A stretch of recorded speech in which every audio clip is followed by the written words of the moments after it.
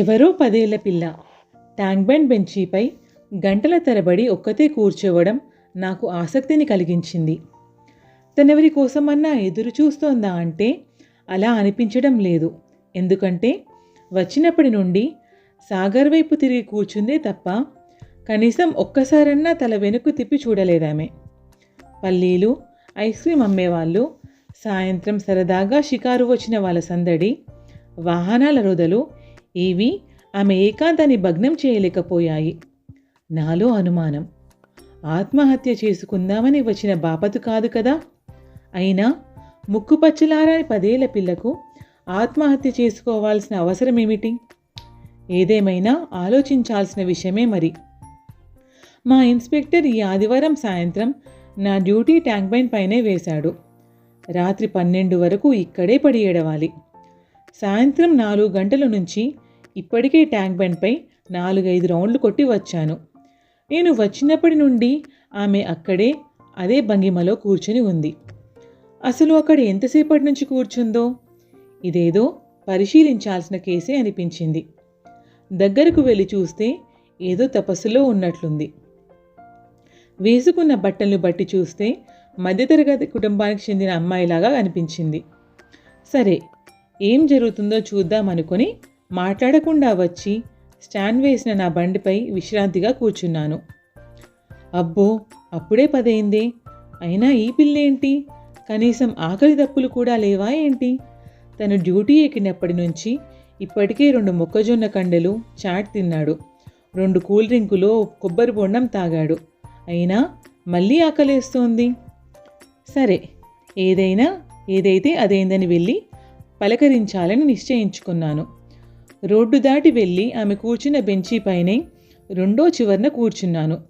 మఫ్టీలో ఉండడం వల్ల తను డ్యూటీలో ఉన్న కానిస్టేబుల్ అని ఎవరూ గుర్తించలేదు, ముఖ్యంగా ఆమె.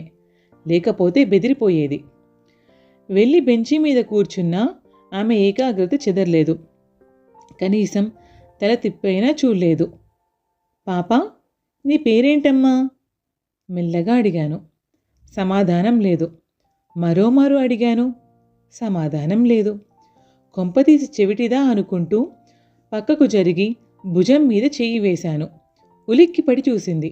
భయంతో కళ్ళు పెద్దవయ్యాయి. ఎవరమ్మా నువ్వు? మధ్యాహ్నం నుంచి ఇదే బెంచీ మీద కూర్చున్నావు. ఇప్పటికే రాత్రి 10 అయింది. ఇక్కడ ఉండడం మంచిది కాదు. మీ ఇల్లెక్కడో చెప్పు, దింపేస్తాను ఆత్మీయంగా అడిగాను. సమాధానం రాలేదు. కానీ సన్నగా రోదించడం మొదలెట్టింది. ఏడవద్దు, మరేం భయం లేదు, నేనున్నాను కదా. నీ పేరేంటి? కళ్ళు తుడుస్తూ ప్రేమగా అడిగాను. రోజీ అంటూ తన కథ అంతా చెప్పుకొచ్చింది. రోజీ వాళ్ళ నాన్న రామ్నగర్లోని ఓ ప్రైవేట్ స్కూల్లో టీచర్. తల్లి ఇంట్లో టైలరింగ్ చేస్తూ కుటుంబానికి ఆసరాగా ఉంటోంది. రోజీకి 4 ఏళ్ల తమ్ముడు కూడా ఉన్నాడు. ఉన్నంతలో గుట్టు చప్పుడు కాకుండా కాలాన్ని వెళ్ళదీస్తుందా కుటుంబం. రోజీ వాళ్ళు అద్దెకుంటున్నది ఓ డాక్టర్ గారి అవుట్ హౌస్లో. సదరు డాక్టర్ గారిది బాగా డబ్బున్న కుటుంబం. డాక్టర్ గారి అబ్బాయి 6 ఏళ్ల కైలాస్ బర్త్డే పార్టీ అరేంజ్ చేసి రోజీ వాళ్ళను కూడా డిన్నర్కు పిలిచారు. అంతా ఆనందంగా వెళ్ళారు. రోజీ వాళ్ళ తమ్ముడు కైలాస్తో ఆడుకునే వాళ్ళు కావడంతో అతను ఆ అక్క తమ్ములను తన గదిలోకి తీసుకువెళ్ళి బర్త్డేకి వచ్చిన ప్రజెంటేషన్లను సంబరంగా చూపించాడు.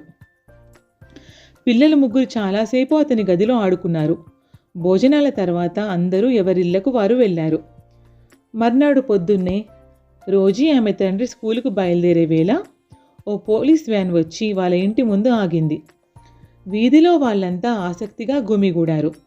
ఇన్స్పెక్టర్, కానిస్టేబుళ్ళు రోజీ వాళ్ళ ఇంట్లో దూరి సోదా చేయడం మొదలెట్టారు. తండ్రి ఏంటని అడుగుతుంటే, రాత్రి డాక్టర్ గారింట్లో 2 డైమండ్ బ్యాంగిల్స్, ఓ డైమండ్ రింగ్ పోయాయని ఫిర్యాదు చేశారు. మీ పిల్లలే వాళ్ళ బాబు గదిలో చాలాసేపు ఆడారట. మీ మీదే అనుమానమని వాళ్ళ నాన్న కంప్లైంట్ ఇచ్చారు అన్నారు. అంతేకాదు, అమ్మానాన్నలతో పాటు రోజీని ఆమె తమ్ముడిని బెదిరించారు. ఒప్పుకోకపోతే జైల్లో పెడతామన్నారు. వాళ్ళ నాన్ననైతే కొట్టారు కూడా. వాళ్ళంతా గోలగోలగా ఏడుస్తుంటే డాక్టర్ గారి కుటుంబం వచ్చి చోద్యం చూస్తున్నట్టు నిలబడ్డారు తప్ప ఒక్క మాట కూడా మాట్లాడలేదు. ఇల్లంతా వెతికినా పోలీసులకు ఏమీ దొరకలేదు. మళ్ళీ రేపొస్తాం, మర్యాదగా దొంగతనం ఒప్పుకోండి, కొట్టేసిన వస్తువుల్ని తెచ్చిచ్చారా సరి, లేదంటే కుళ్ళబొడుస్తాం, జైల్లో పడేస్తాం అంటూ బెదిరించి వెళ్ళారు. చేయని దొంగతనం మీద పడినందుకు, నలుగురిలో అవమానం పాలైనందుకు రోజీ తల్లిదండ్రులు కుమిలిపోయారు. ఆ రాత్రి కూల్ డ్రింక్లో విషం కలిపి వాళ్ళిద్దరూ తాగడంతో పాటు పిల్లలకు తాగించారు. రోజీకి డ్రింకు చేదు అనిపించడంతో ఒక చుక్క తాగి బయటకు వచ్చి వాంతి చేసుకుంది. రోజీ చెబుతుంటే అసంకల్పితంగా కళ్ళు చెమర్చాయి. పోలీసు వృత్తిలో ఉన్నందుకు తొలిసారి విపరీతంగా సిగ్గుపడ్డాను. ఏడుస్తూనే రోజీ కొనసాగించింది. ఉదయాన్నే బోళ్ళంతమంది పోలీసులు ఇంటికొచ్చారు. కొందరు అమ్మా నాన్నల్ని, తమ్ముణ్ణి వ్యానులో ఆసుపత్రికి తీసుకెళ్లారు. ఇంకా ఇంట్లో ఉన్న పోలీసులు నన్ను తీసుకెళ్లి జైల్లో పెడతారేమోనని భయం వేసింది. పరిగెత్తుకుంటూ ఇటువైపు వచ్చాను అంకుల్. ఎటు వెళ్ళాలో తెలియడం లేదు. నా భుజం మీద తలవాల్చి బోరుమంది రోజీ. గుండెను గ్రైండర్లో వేసి నలగొట్టినట్టయింది నాకు. తప్పెవరిది, శిక్ష ఎవరికి? అయినా మా పోలీసులు కాస్తంత మానవత్వంగా ప్రవర్తించి ఉండవచ్చు కదా అని మనసులో తిట్టుకున్నాను. సరే, వాళ్ళు చేసిన తప్పుకు పరిహారం చెల్లించాలని నిశ్చయించుకున్నాను. అమ్మా రోజీ, నీకు ఇంకేం భయం లేదు. మా ఇంట్లో నాతో ఉండొచ్చు. అక్కడ నీకు మరో తమ్ముడున్నాడు, ఇంకో అమ్మ ఉంది. ఇక నేనే నీకు నాన్నని, సరేనా? నిన్ను పెద్ద చదువులు చదివిస్తా అంటూ ఆమె కళ్ళు తుడిచి చెక్కిలిపై ముద్దు పెట్టుకొని పైకి లేవదీశాను. వాళ్ళ చాలా కుటుంబాల్లో జరుగుతున్నటువంటి పొరపాట్లే ఈ కథలో ప్రస్తావించటం జరిగింది. ఒకటి ఏంటంటే, అమాయకులైన పిల్లల మీదకి అబద్ధాన్ని ప్రచారం చేసి వారిని అవమాన పాలు చేసినటువంటి డాక్టర్ కుటుంబం అయితే, రెండోది పిల్లలు ఏమవుతారు అన్న కామన్ సెన్స్ లేకుండా భార్యాభర్తలు మొత్తం కుటుంబం అంతా ఆత్మహత్యకు పూనుకోవడం అనేటువంటిది ఈ కథలో మనం గుర్తుంచుకోవాల్సినటువంటి అంశం. అలాంటి వాళ్ళకి కనువిప్పు కలగాలన్నదే నా లక్ష్యం. మరిన్ని వీడియోల కోసం మా ఛానల్ని లైక్ చేయండి, కామెంట్ చేయండి, షేర్ చేయండి, సబ్స్క్రైబ్ చేయండి. Thank you.